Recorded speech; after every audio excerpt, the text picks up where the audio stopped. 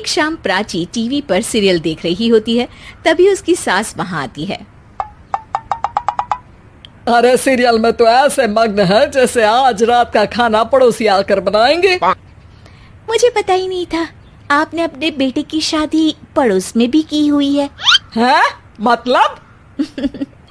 मतलब इस घर में सारा काम बहू ही करती है, आप तो सिर्फ खर्राटे मारती हैं। अच्छा जी, फिलहाल तो तुम आराम फरमा रही हो, चलो जाओ, ये मेरे टीवी देखने का समय है। आहा, इसीलिए मुझे भगाया जा रहा है। सॉरी, अब तो बिल्कुल नहीं जाऊंगी। प्राची की इस बात पर दोनों सास बहू के बीच टीवी रिमोट के पीछे बच्चों जैसे छीना झपटी शुरू हो जाती है, जिसके बीच श्लोक भी काम से घर वापस आ जाता है। हाँ, आज मेरी चूहे बिल्ली की जोड़ी किस बात पर झगड़ रही है? अरे तेरे बीवी मुझे टीवी ही नहीं देखने दे रही। अरे तुम्हारी मम्मी मुझे खाना बनाने के लिए फोर्स कर रही है। अरे वाह, ऐसे बेतुके रीजन पर तो बच्चे भी झगड़ा नहीं करते। अरे मुझे कुछ मत बोल, सब इसने ही शुरू किया है।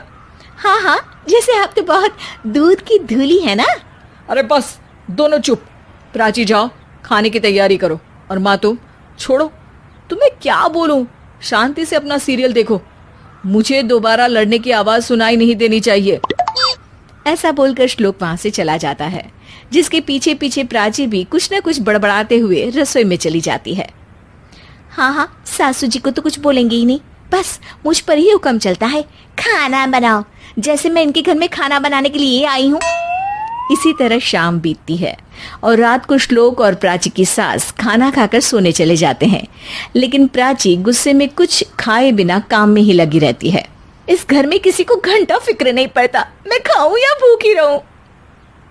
प्राची कुछ देर के लिए रसोई से बाहर जाती है और जैसे ही वापस आती है तो वहां दूध का भरा ग्लास देखकर हैरान रह जाती है। फिक्र पूरी है, बस दिखाना नहीं है। प्राची दूध पीकर सोने चली जाती है और अगली सुबह एक बार फिर सास बहू का कार्टून नेटवर्क स्टार्ट हो जाता है। ये तुमने ही किया है। अरे अजीब जबरदस्ती है, मैं बोल रही हूँ मैंने कुछ नहीं किया। दोनों ने मिलकर पूरे घर को पागल खाना बनाया हुआ है। यहाँ कोई नॉर्मल इंसान तो रह ही नहीं सकता, इसीलिए अब पड़ोसी क्या रिश्तेदार भी घर आने से कतराते हैं। और सुन बेटे, तू भी चंगा, तेरी माँ भी चंगी, तेरी बीवी भी चंगी, रिश्तेदार। हाँ जी, आपको नहीं पता क्या, गंगाधर ही शक्तिमान है, रिश्तेदार ही। हाँ हाँ, बस समझ गया। कभी जानवरों जैसे लड़ेंगी तो कभी जुगलबंदी करेंगी। भाई मैं आप दोनों के बीच में नहीं फंसना चाहता। सास बहू की इस मन मौजी जोड़ी से परेशान होकर श्लोक अपना सिर खुजलाता वहां से चला जाता है। चलो अब मैं भी कीर्तन में जा रही हूँ।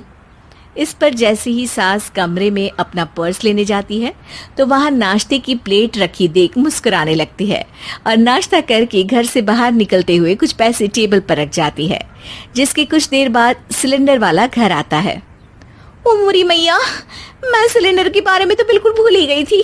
घर खर्च के सारे पैसे भी मम्मी के पास है और श्लोक से बोला तो उल्टा 4 बात सुनाएंगे। प्राची ये सोच ही रही होती है कि अचानक उसका चेहरा चमक उठता है और वो घर में आकर इधर उधर देखने लगती है। तभी उसकी नजर टेबल पर रखे पैसों पर पड़ती है, जिन्हें वो सिलेंडर वाले को दे देती है। ये सब श्लोक देख लेता है। अच्छा बेटे, इतना बड़ा घोटाला, सबके सामने मैं तेरी दुश्मन और पीठ पीछे तेरी मेरी यारी। इस पर श्लोक एक प्लान बनाता है और शाम को सब एक साथ बैठे होने पर बोलने लगता है। माँ, तुम दोनों की बहुत लड़ाई होती है, इसलिए मैं सोच रहा हूँ कि प्राची को उसके घर छोड़ाऊं, इससे वो भी खुश रहेगी और तुम भी। अचानक श्लोक की ये बात सुनकर सास बहू शौक से उसकी तरफ देखती हैं। अरे ऐसे कैसे घर छोड़ाओगे, मुझे कहीं नहीं जाना। अरे तुमने बोला नहीं पर मैंने सुन लिया, तुम्हें मम्मी के साथ रहना अच्छा नहीं लगता, मुझे पता है। अरे वो अरे, जब बहू खुद कुछ काम बोले तो वो तुझे सुनता नहीं, और अब जो इसने बोला ही नहीं वो तू समझ गया। जब उसे नहीं जाना तो फिर जबरदस्ती क्यों कर रहा है? अच्छा, फिर आपको मौसी के घर छोड़ाता हूँ, बस अब आप दोनों एक घर में एक छत के नीचे नहीं रह सकती। मैं इस टॉम एंड जेरी की जोड़ी को और नहीं झेल सकता। है? ऐसे कैसे नहीं रह सकते? तुम्हें इतनी दिक्कत है तो तुम्हारा बोरिया बिस्तर पैक कर देती हूँ, लेकिन मम्मी जी कहीं नहीं जाएंगी।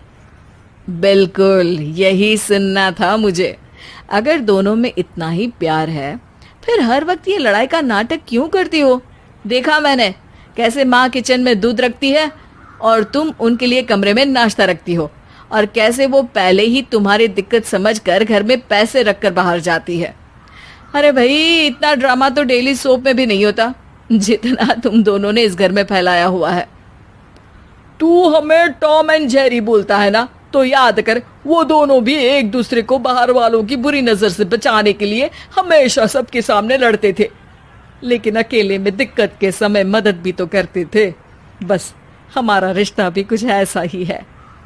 और वैसे भी अगर सास बहू में तू मैं नहीं होती तो दुनिया वालों को कहानियां कैसे मिलेंगी?